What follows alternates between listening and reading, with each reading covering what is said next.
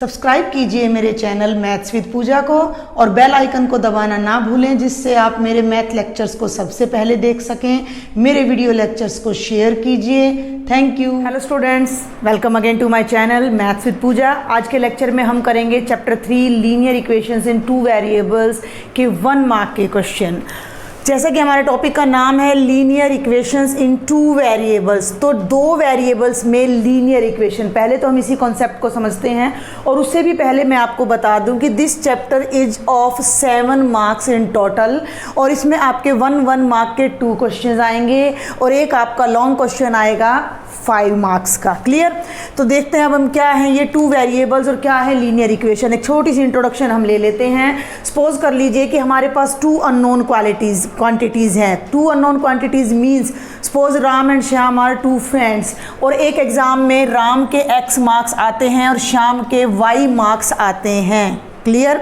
और दोनों के मार्क्स का टोटल 150 बनता है। तो how will we write x plus y is equal to 150। मेरी बात को समझेंगे आप कि राम के x मार्क्स हैं, y के एक एग्ज़ाम में y मार्क्स हैं और दोनों फ्रेंड्स के मार्क्स का टोटल 150 है। क्या केवल इसी एक कंडीशन से हम राम और श्याम के मार्क्स अलग अलग फाइंड आउट कर सकते हैं? राम के मार्क्स x हैं हमने मान लिया, और भाई श्याम के जो सेम एग्ज़ाम में मार्क्स हैं y हैं, और हमें केवल ये पता है कि दोनों के मार्क्स का टोटल 150 है। And now I ask you that please tell me that separately marks of Ram and Shyam. भाई राम के अलग बताओ, मुझे श्याम के अलग। क्या आप मुझे बता पाएंगे? नो। क्यों नहीं बता पाएंगे? बिकॉज देर आर 2 स्टूडेंट्स और हमें कंडीशन एक ही दे रखी है। केवल टोटल से तो हमें नहीं पता लगेगा कि दोनों के कितने मार्क्स हैं। We need 1 more condition. या तो हमें राम के मार्क्स पता हों, या हमें श्याम के मार्क्स पता हों, या राम और श्याम के मार्क्स के बीच में कोई और कंडीशन पता हो। Only then we can find their marks. तो अब मैं आपको कह देती हूँ कि मान लीजिए कि दोनों के मार्क्स का जो डिफरेंस है वो 80 है। क्लियर? तो x माइनस वाई 80 है और x प्लस वाई 150 है। तो ये जो आपके पास ये पहले मैंने लिखी थी, ये थी linear equation in 2 variables. x और y दोनों वेरिएबल्स हैं, अननोन हैं। और लीनियर क्यों है? क्योंकि x की और y की हाईएस्ट पावर 1 है। जिन इक्वेशंस की हाईएस्ट पावर 1 होती है उनका ग्राफ एक लाइन बनता है, और लाइन से लीनियर इक्वेशन हमारी बनती है। तो ये तो है लीनियर इक्वेशन इन 2 वेरिएबल्स। लेकिन इन इक्वेशंस के सॉल्यूशन फाइंड करने के लिए केवल एक इक्वेशन से काम नहीं चलता। We need a pair of linear equations. हमें एक पेयर चाहिए, हमें एक जोड़ा चाहिए, हमें 2 इक्वेशंस का सेट चाहिए। Only then we can find the solution. जिसका एग्जांपल मैंने अभी आपको दिया है कि भाई अगर राम और श्याम के मार्क्स हमें चाहिए, then we need 2 relationships between their marks. तो मैंने राम और श्याम के मार्क्स का आपको एडिशन बता दिया, डिफरेंस बता दिया। अब हम इजीली उनके मार्क्स फाइंड कर सकते हैं। अपना कोई भी मेथड अप्लाई करके हिट एंड ट्रायल से भी कर सकते हैं। हम हिट एंड ट्रायल लगाएंगे कि दोनों के मार्क्स में 80 का डिफरेंस है, तो हम ऐसे पेयर बनाएंगे जिनमें 80 का डिफरेंस है, जिनका सम 150 है, but that will be very lengthy. तो अब तो हम क्योंकि फाइनल एग्जाम की प्रिपरेशन कर रहे हैं, हमें पता है कि हमारे पास क्या है, एलिमिनेशन मेथड है। हम इसे कैंसिल कर देते हैं। तो 2x इज इक्वल टू 230, और x आपका आ गया 230/2, दैट इज 115। तो x के मार्क्स तो 115 हैं और y के मार्क्स कितने आ जाएंगे? 150 माइनस 115 यानी कि ओनली 35। क्लियर? तो ये हमारे पास x और y के सेपरेट मार्क्स आ जाते हैं। तो ये सारा सिस्टम है लीनियर इक्वेशंस इन 2 वेरिएबल्स, और ये इनका सॉल्यूशन है। बट हर बार ये ज़रूरी नहीं है कि इनका कोई सॉल्यूशन हो या इनका कोई एक यूनिक ही सॉल्यूशन हो। तो वो सारी चीज़ें हैं हमारे इस चैप्टर में, और इसी से रिलेटेड हमारे जो है 1 मार्क के क्वेश्चन अब आएंगे। तो इनका जो बेसिक है वो मैं आपको बता देती हूँ, जिससे फिर हमें ये सभी क्वेश्चन ईजीली अटैम्प्ट कर सकते हैं। तो देखिए, कोई भी लीनियर इक्वेशन को इन जनरल हम लिखते हैं ax plus b y plus c is equal to 0। हम सभी टर्म्स को लेफ्ट में ले आते हैं और राइट साइड में 0 रह जाता है। बट हमें सॉल्यूशन के लिए दो इक्वेशंस चाहिए। तो एक इक्वेशन के कॉन्स्टेंट्स को हम कोफिशिएंट्स को हम a1 b1 c1 ले लेते हैं और सेकंड इक्वेशन बेटा हम ले लेते हैं a2x plus b2y plus c2 is equal to 0। और एक ये पेयर ऑफ लीनियर इक्वेशंस हमें मिल गया, system of two linear equations हमें मिल गया। अब हमारा मेन मोटो क्या है कि हमें इन दोनों का देखना है कि कोई सॉल्यूशन एग्जिस्ट करता है या नहीं करता है, और करता है तो कितने सॉल्यूशंस एग्जिस्ट करते हैं। तो इसके लिए हमारे पास एक छोटा सा एक रूल है, एक कंडीशन है, आपने उसको बस ध्यान रखना है। तो यहाँ अब हम देखते हैं कि अगर हमें किन्हीं भी क्वेश्चंस में दो इक्वेशंस का पेयर गिवन है तो आपने उसको इस फॉर्म में कन्वर्ट कर लेना है। मीन्स सभी टर्म्स लेफ्ट में और राइट साइड में 0, वो हमारे लिए कन्वीनियंट रहेगा। और x का जो भी कोफिशिएंट होगा उसे हम a से डिनोट करेंगे, a1 a2 क्योंकि दो इक्वेशंस हैं। y के कोफिशिएंट को हम b1 से, सेकंड इक्वेशन में b2 से डिनोट कर रहे हैं, और जो कांस्टेंट टर्म होती है उसे हम c1 या c2 से डिनोट करते हैं। और इसमें हम क्या फाइंड करते हैं कि हम एक रेशो निकालते हैं। हम पहली रेशो निकालते हैं a1 बाय a2, दूसरी रेशो हम निकालते हैं b1 बाय b2, और तीसरी रेशो हम निकालते हैं c1 बाय c2। अब इन रेशो के बीच जो भी रिलेशनशिप है अकॉर्डिंग टू दैट हमें पता लगेगा कि हमारे सिस्टम का सॉल्यूशन है या नहीं है। तो देखिए सबसे पहले हम इन दोनों पर फोकस करते हैं, a1 बाय a2 और b1 बाय b2 पर। देखिए जब हम दो मैथमेटिकल क्वांटिटीज़ ले रहे हैं तो या तो वो दोनों इक्वल हैं या वो दोनों इक्वल नहीं है। तो पहला केस आपका बन जाता है, मान लीजिए कि a1 बाय a2 की जो रेशो है वो b1 बाय b2 के इक्वल नहीं है, टोटली डिफरेंट हैं। तो जो ये आपका सिस्टम होगा इसका एक यूनिक सॉल्यूशन आएगा। लास्ट इक्वेशन अभी आपको ध्यान हो, x plus y is equal to 150, x minus y is equal to 80 था। तो 1/1 थी पहली रेशो और दूसरी रेशो -1 थी। तो यहाँ हम कहेंगे टाइप ऑफ सॉल्यूशन, तो हम कहेंगे system has a unique solution. Clear, unique, केवल एक आंसर हमें मिलेगा x और y के लिए, यूनिक वैल्यू मिलेगी। और जब हमें सिस्टम का कोई सॉल्यूशन मिलता है then we say that system is consistent. Consistent means we can find any solution for the system. और एक बात और आ जाती है यहाँ पर कि जब हम इन लीनियर इक्वेशंस को ग्राफिकली शो करते हैं तो अगर हमारे पास लीनियर इक्वेशंस का कोई सॉल्यूशन है तो फर्स्ट इक्वेशन की लाइन मान लीजिए ये है L1 और सेकंड इक्वेशन की लाइन मान लीजिए ये है L2, और ये किसी एक कॉमन पॉइंट से पास करती हैं, कॉमन पॉइंट पर इंटरसेक्ट करती हैं। तो this common point is the solution, is the common point in both lines, और वो दोनों इक्वेशंस का एक कॉमन सॉल्यूशन होगा। तो अगर हमारा यूनिक सॉल्यूशन है तो इन दैट केस जो हमारा ग्राफ है, जो ग्राफ में जो हमारी लाइंस है वो हमारी कैसी होंगी बेटा जी, those lines will be intersecting lines. Graph जो होगा वो कैसा होगा, इंटरसेक्टिंग लाइंस को रिप्रेजेंट करेगा। क्लियर, अगर ये दोनों रेशो इक्वल नहीं है तो सेकंड केस ये होगा कि ये दोनों रेशो इक्वल हो गई। क्लियर भाई, या तो ये दोनों इक्वल नहीं है या ये दोनों इक्वल हैं। अब ये दोनों इक्वल हो गई तो यूनिक सॉल्यूशन, अब ये इक्वल नहीं है, सॉरी मैं उल्टा बोल गई, ये दोनों इक्वल नहीं है, यूनिक सॉल्यूशन है। अब मान लीजिए कि a1 by a2 b1 by b2 के इक्वल है। Clear, a1 by a2 b1 by b2 के इक्वल है। देन व्हाट अबाउट थर्ड, फिर हम थर्ड को इग्नोर नहीं करेंगे।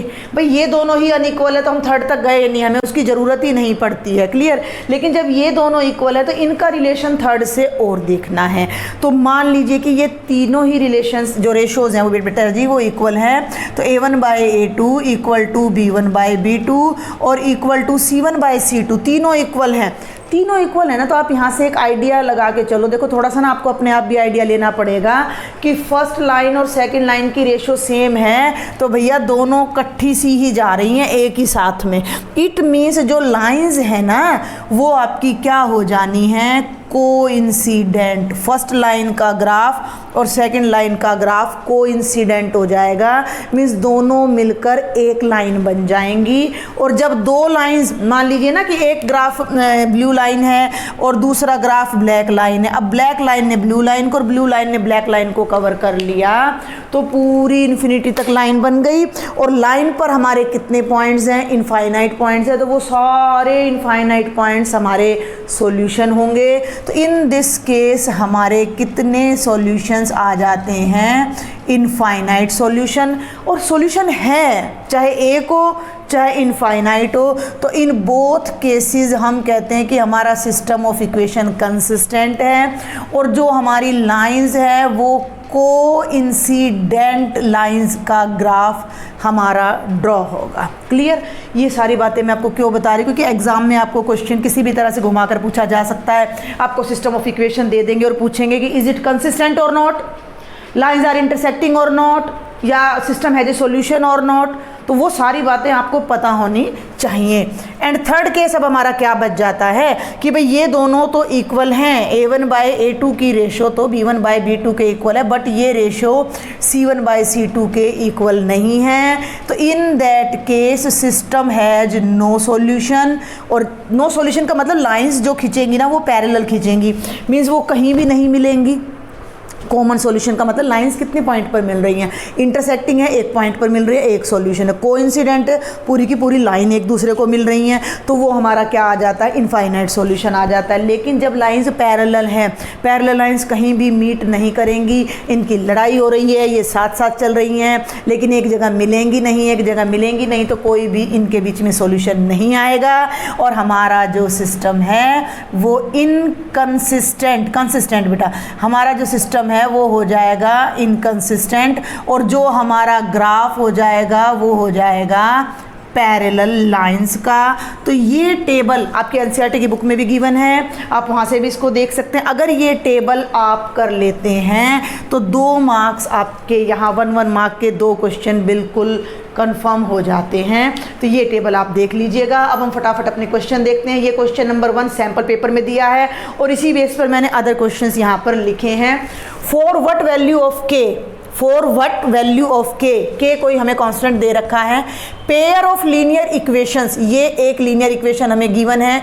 फर्स्ट क्वेश्चन मैं यहाँ कर रही हूँ 3x + y = 3 and 6x + ky = 8। Second equation है 6x + ky = 8 does not have a solution. Understand the question. For what value of k pair of linear equations does not have a solution? Clear? कोई solution नहीं है, solution नहीं। ये यहाँ ऐसे भी कह सकता था कि for what value of k the pair of linear equation is inconsistent, तो भी वही बात थी। For what value of k the pair of linear equation has parallel lines, तो भी वही बात थी। तो आपने जो खास बात नोट करनी है कि does not have a solution बोल दे तो भी वही बात है, इनकंसिस्टेंट बोल दे तो भी वही बात है, पैरेलल लाइंस बोल दे तो भी वही बात है। Got it? उसके लिए हमें के की वैल्यू निकालनी है। अब मैं यहाँ एक बात आपको बता दूं कि मैंने स्टार्टिंग में बोला है कि सारी इक्वेशंस आपने ना ऐसे लेने कि सब कुछ लेफ्ट में लाना है और जीरो को राइट में ले जाना है। तो या तो आप इन दोनों को लेफ्ट में ले आइए, अदरवाइज फिर दोनों कॉन्स्टेंट्स ही राइट में होने चाहिए। ये बात दिमाग में बिठा लीजिए। एक टाइप से आप प्रैक्टिस करिएगा तो आप एग्ज़ाम में कंफ्यूज नहीं होंगे।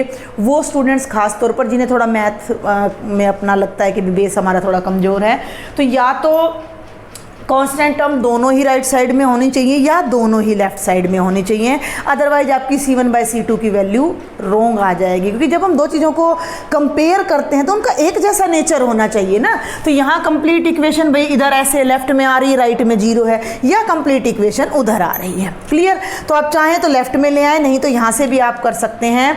तो अब हम क्योंकि 1 मार्क का क्वेश्चन है, हमने बहुत शॉर्ट में करना है, तो आपने वर्बली ही इसको कैलकुलेट करना है। तो पहले मैं आपको निकाल के दिखाती हूँ A1/A2। A1 x का कोफिशिएंट 3, A2 सेकेंड इक्वेशन में x का कोफिशिएंट 6 यानी 3/6 यानी 1/2 आ गया। क्लियर?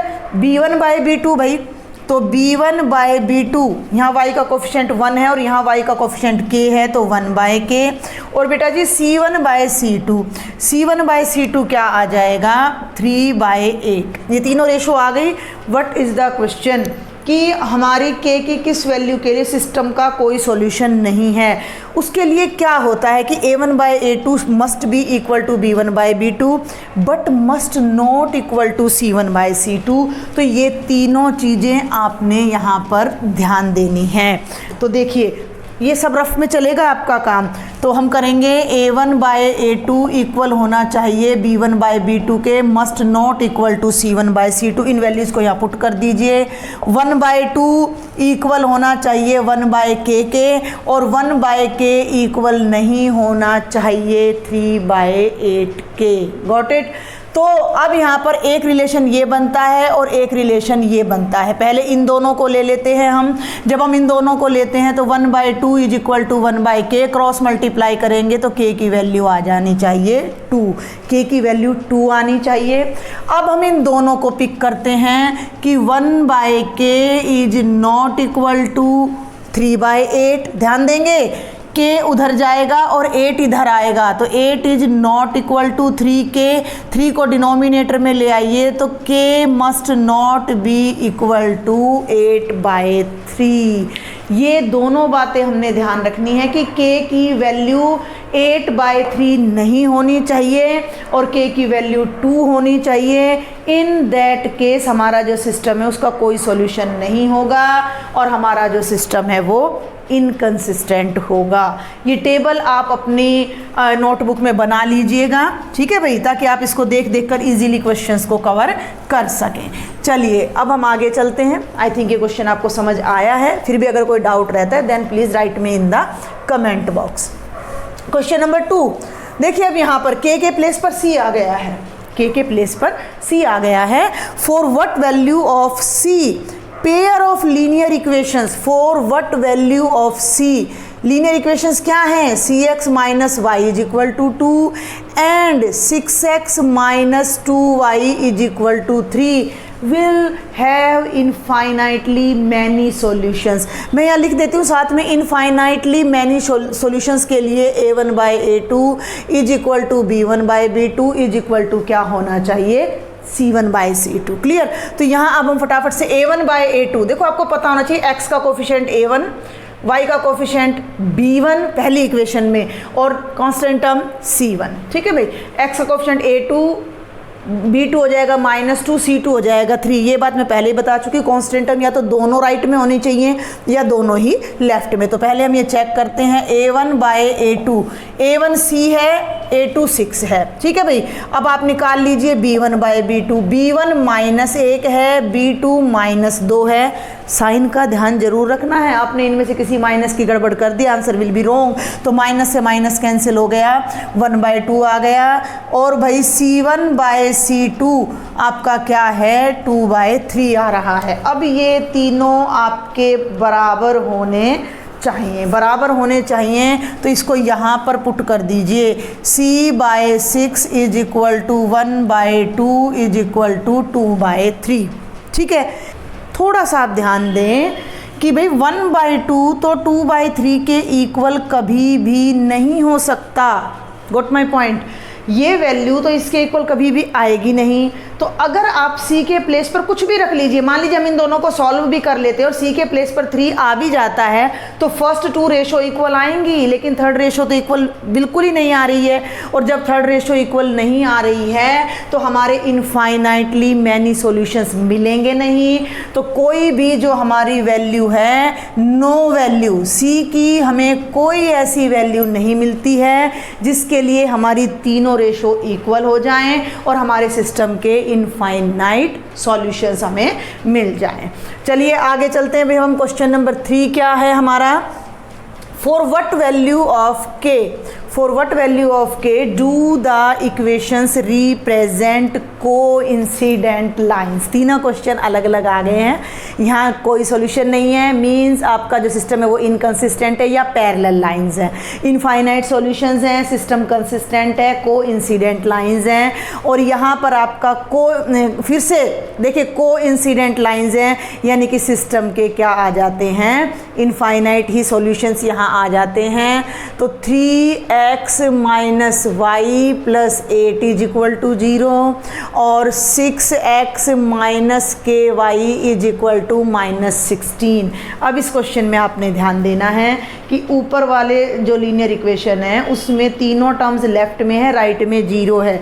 सेकेंड इक्वेशन में जो कांस्टेंट टर्म है वो राइट में है, तो हमारा जो पैटर्न है वो सेम नहीं है। तो हम इस 16 को लेफ्ट में ले आते हैं, ये हो जाएगा +16 इज इक्वल टू 0। और अब हम इन्हें कंपेयर करेंगे, कंपैरिजन के लिए दोनों की फॉर्म सेम होनी चाहिए। तो a1/a2 फाइंड कर लीजिए, 3/6 यानी 1/2, b1/b2 y का कोफिशिएंट -1, y का coefficient -k, minus cancel 1/k, और c1/c2 8/16 यानी कि 1/2। क्लियर। अब हमारे पास कंडीशन क्या है, ये मैं एक जैसा बोल गई, दोनों एक जैसे हैं, अलग अलग नहीं है। मैंने बोला था अलग अलग है, अलग अलग नहीं है। इनफाइनाइटली मैनी सॉल्यूशंस बोल दें या कोइंसिडेंट लाइंस बोल दें, सेम है। तो ये हमारी कंडीशन होगी। तो 1/2 is equal to 1/k is equal to 1/2। यहाँ से आप क्रॉस मल्टीप्लाई करेंगे तो k का आंसर क्या आना चाहिए, 2। मीन्स अगर हम k के प्लेस पर 2 पुट करते तो हमारे कोइंसिडेंट लाइंस हमें मिलती हैं। चलिए आगे, if the lines given by this and this are parallel, कोई सॉल्यूशन नहीं है अब हमारे पास। हम बात करें क्वेश्चन नंबर 4 की। फिर ध्यान देंगे कि यहाँ पर आपका जो कांस्टेंट है वो राइट साइड में है, ये है आपकी इक्वेशन, और यहाँ पर जो आपका कांस्टेंट है बेटा वो लेफ्ट साइड में है। तो उस कांस्टेंट को भी हम लेफ्ट साइड में ले आते हैं पहले तो 3x + 2ky - 2 is equal to 0 and the second equation is 2x + 5y + 1 is equal to 0. Then find 3 corresponding ratios, a1/a2 3/2, b1/b2 2k/5 and c1/c2 आपका आ रहा है -2/1।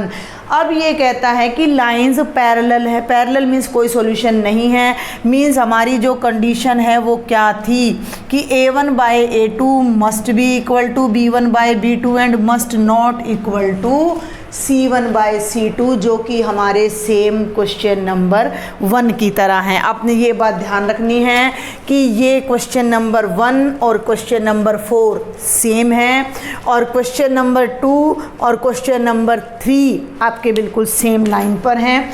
ये आपके इनफाइनाइट सॉल्यूशन और कोइंसिडेंट लाइंस हैं, नो सॉल्यूशन और पैरेलल लाइंस हैं।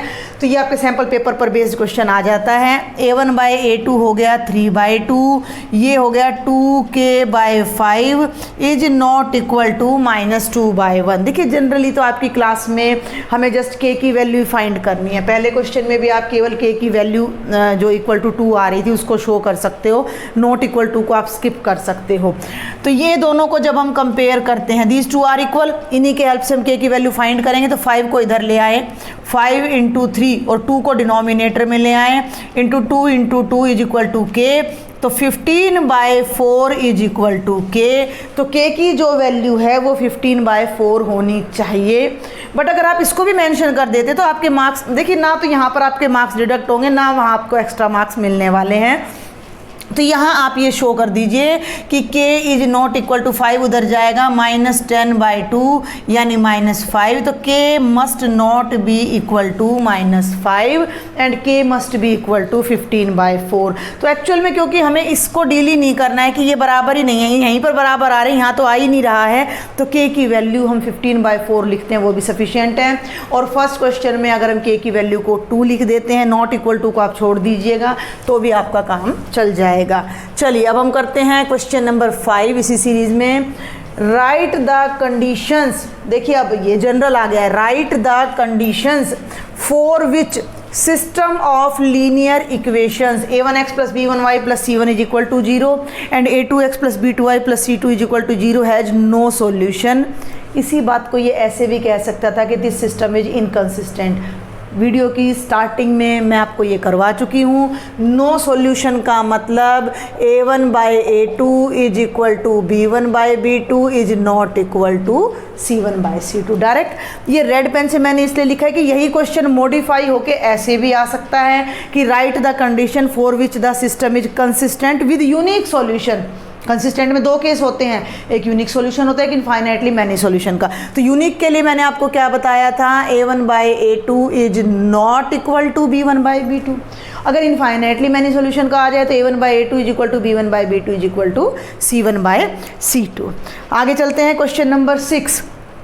Is the pair of equations, क्या है क्वेश्चन नंबर 6, हमें पेयर ऑफ इक्वेशंस गिवन है x + 2y - 3 is equal to 0 and 6y + 3x, 6y + 3x। ध्यान देना है यहाँ जो लिखा हुआ है तो x की टर्म हम आगे लेके आते हैं, तो ये हो गया 3x + 6y - 9 is equal to 0। तो ये छोटी छोटी बातें आपको कंफ्यूज कर सकती हैं एग्जाम में, तो आपने स्टेटमेंट को ध्यान से पढ़ना है क्योंकि y हमने सेकंड नंबर पे लिखना है।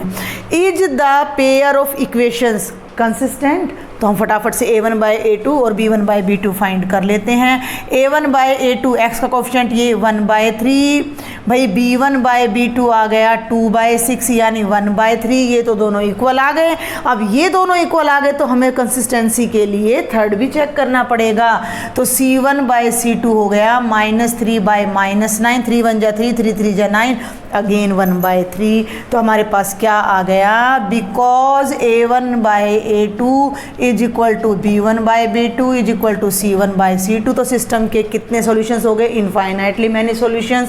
तो yes, this system is consistent. Got it. तो अब है ये last question, question number 7, last for this video only. बाकी क्वेश्चंस मैं आपको नेक्स्ट वीडियो में कराती हूँ। For the given equation 7x + 3y - 9 is equal to 0, express y in terms of x। Question number 7 में आपको एक लीनियर इक्वेशन दे दी गई है, 7x + 3y - 9 is equal to 0। And question क्या है कि y को x में एक्सप्रेस करें, मीन्स आपने y को एक तरफ रखना है और बाकी सारी टर्म्स को, x को और कांस्टेंट को राइट साइड में ले जाना है। तो 3y is equal to 9 minus का है उधर जाकर प्लस का हो जाएगा, 7x प्लस का है उधर जाकर माइनस का हो जाएगा, और केवल y लेना है तो y के साथ जो कांस्टेंट है 3 वो राइट साइड में जाकर डिवाइड हो जाएगा। तो ये हो जाएगा 9 - 7x/3, और ये हमने y को x में रिप्रेजेंट कर दिया। और ये मेथड आपको सब्स्टिट्यूशन मेथड जो है आपका of solving the linear equations, वहाँ बड़ा हेल्पफुल रहता है। इसी क्वेश्चन को हम ऐसे भी कर सकते हैं कि express x in the form of y। अगर एग्जाम में ये ऐसे आ जाए कि express x in the form of y, तब हम क्या करेंगे, 7x is equal to 9 - 3y, और 7 यहाँ से नीचे आ जाएगा। तो ये हमने x को कम्प्लीटली y में रिप्रेजेंट कर दिया और ये y को हमने कम्प्लीटली x में रिप्रेजेंट कर दिया। तो इस वीडियो में मैंने आपको थोड़ी इंट्रोडक्शन दी है और ये 7 क्वेश्चन मैंने आपको कराए हैं। If you have any doubt please do right me in the comment box. बाकी के क्वेश्चंस मैं आपको नेक्स्ट वीडियो में कराती हूँ। If you really like my lectures, please do share with your friends and subscribe my channel. Thank you.